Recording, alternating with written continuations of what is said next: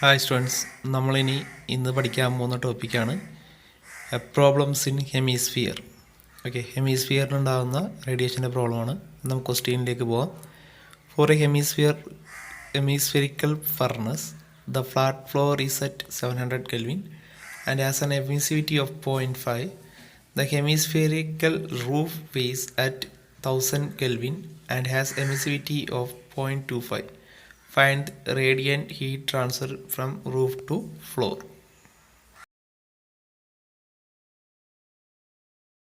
Students, നമ്മളൊരു hemisphere ഫാർമസിൻ്റെ ക്വസ്റ്റ്യനാണ് ചെയ്യണത്. ഡ്രോയിങ്ങിൽ കാണാം.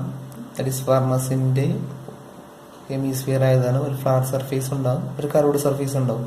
ഫ്ലാറ്റ് സർഫേസിന് ഫ്ലോർ എന്ന് കൊടുത്തു, അതിൻ്റെ 0.1 കൊടുത്തു, റൂഫിന് 2 കൊടുത്തു. പിന്നെ ഒരു പ്രത്യേകത, ഈ ഫ്ലാറ്റ് സർഫേസിൽ കൂടി പോകുന്ന ഹീറ്റ് ട്രാൻസ്ഫർ 1 to 2 ആണ് ഹീറ്റ്. എന്താണ് 1 കൊടുത്തേക്കണം, അവിടെ നിന്ന് അങ്ങോട്ട് 2ലേക്കുള്ള ഹീറ്റ് ട്രാൻസ്ഫർ എന്ന് പറയുന്നത്. ഈ ഫ്ലാറ്റ് സർഫേസ് എന്നുള്ള ഫുൾ ഹീറ്റിനെ ഈ കർവ്ഡ് സർഫേസ് അബ്സോർബ് ചെയ്യുന്ന എടുക്കുന്നുണ്ട്. അതുകൊണ്ടാണ് നമ്മളിവിടെ ഈ കേസിൽ ഞാൻ പഠിപ്പിക്കുന്നതാണ് F1 to എത്രയാണ് 1 പറഞ്ഞിട്ടുണ്ട്. അതാണ് ഇവിടെ റീസൺ. പിന്നെ അതിൻ്റെ ടെമ്പറേച്ചർ ഗിവൻ ആണ് T1 700 Kelvin, അതിൻ്റെ എമിസിവിറ്റി 0.5, T2 1000 Kelvin, എമിസിവിറ്റി 0.25 ആണ്. നമ്മൾ എന്താ കണ്ടുപിടിക്കേണ്ട, heat transfer from 1 to 2 heat transfer കണ്ടുപിടിക്കണം. അപ്പോൾ ഹീറ്റ് ട്രാൻസ്ഫർ കണ്ടുപിടിക്കാനുള്ള ഫോർമുല അറിയാലോ. Q12 is equal to epsilon bar A1 sigma T1 power 4 minus T2 power 4. Epsilon bar separate കണ്ടുപിടിക്കാം. എപ്സിലോൺ ബാർ നമ്മൾ സബ്സ്റ്റിറ്റ്യൂട്ട് ചെയ്തു, ആൻസർ 2857 കിട്ടി. ഇതിൻ്റെ അകത്ത് എപ്സിലോൺ ബാറിൻ്റെ അകത്ത് A1/A2 ഈ സാധനം കണ്ട A1/A2. ഈ A1 എന്ന് പറഞ്ഞു കഴിഞ്ഞാൽ ഫ്ലാറ്റ് സർഫേസ് ആണ്, ഒന്നാമത്തെ സർഫേസ് ഫ്ലാറ്റ് സർഫേസ് ആണ്. So πr². A2 എന്ന് പറഞ്ഞു കഴിഞ്ഞാൽ ഇതിന്റെ സർഫേസ് ഏരിയ ആണ്. So 2πr². സോ ആൻസർ 3 കിട്ടി. നമുക്ക് πr² കട്ടായി കഴിയുമ്പോൾ ബാലൻസ് 1/2 ഉണ്ടാവും. ആൻസർ 0.5 കിട്ടും. ഈ 0.5 ആണ് ഇവിടെ സബ്സ്റ്റിറ്റ്യൂട്ട് ചെയ്തത്. എന്നിട്ട് നമുക്ക് കിട്ടിയ ആൻസർ 2857 കിട്ടി. ഇനി ഈ വാല്യൂസ് എല്ലാം സബ്സ്റ്റിറ്റ്യൂട്ട് ഇവിടെ ഞാൻ 1 m²-നാണ് സബ്സ്റ്റിറ്റ്യൂട്ട് ചെയ്തേക്കണേ. ഇവിടെ A1ന്റെ വാല്യൂ ആണെങ്കിൽ πr² സബ്സ്റ്റിറ്റ്യൂട്ട് ചെയ്ത് നമുക്ക് കണ്ടുപിടിക്കാം. പക്ഷെ r² നമുക്ക് തന്നിട്ടില്ല. പക്ഷെ A1/A2 എടുക്കാനും പറ്റുന്നതാനും. അതുകൊണ്ട് നമ്മൾ ഇവിടെ എടുത്തേക്കണം. നമ്മൾ 1 m² എന്താ കിട്ടണേ നമ്മൾ ആൻസർ കണ്ടുപിടിച്ചേക്കണം. So Q12 is equal to -12310.4 Watt/m² കിട്ടി. ഇവിടെ നെഗറ്റീവ് സൈൻ ഇൻഡിക്കേറ്റ് ചെയ്തിട്ടുണ്ട്. സോ നെഗറ്റീവ് സൈൻ കിട്ടിക്കഴിഞ്ഞാൽ എന്താ ഉദ്ദേശിക്കുന്നത്, ഈ നെഗറ്റീവ് സൈൻ ഉദ്ദേശിക്കുന്നത് എന്താ, ഹീറ്റ് നമ്മൾ ഇവിടെ നിന്ന് 1 to 2 പ്ലാൻ ചെയ്തത്. ബട്ട് ഹീറ്റ് ഫ്ലോസ് ഫ്രം എവിടെ നിന്ന് എങ്ങോട്ടാണ്, 2 തുടങ്ങി 1 that is negative sign indicates that floor gains the heat. ഫ്ലോറിന് ഹീറ്റ് കിട്ടുന്നതാണ്. So Q12 is equal to 12310.4 Watt/m² എന്ന് എഴുതാം. ഓക്കെ, നമുക്ക് നെക്സ്റ്റ് സ്ഫിയറിൻ്റെ പ്രോബ്ലത്തിലേക്ക് പോവാം. ഓക്കെ, ക്വസ്റ്റ്യൻ ഇതാണ്. Liquid oxygen boiling temperature -182 degrees Celsius is to be stored in a spherical container of 30 cm diameter. The system is insulated by an evacuated space between inner space and surrounding 45 cm inner diameter concentric sphere. For the both spheres, emissivity is equal to 0.03 and temperature of outer sphere is 30 degrees Celsius. Estimate the rate of heat flow by radiation to the oxygen in the container. അതായത് concentric sphere, ഒരു സ്ഫിയറിൻ്റെ അകത്ത് ഓക്സിജനെ വെച്ചിട്ടുണ്ട്. Okay, അതിൻ്റെ പുറത്ത് concentric ആയിട്ട് നമ്മൾ ഇവാക്യുവേറ്റഡ് space കൊടുത്തിട്ടുണ്ട്. അപ്പോൾ ഒരു കോൺസെൻട്രിക് സ്ഫിയറായി.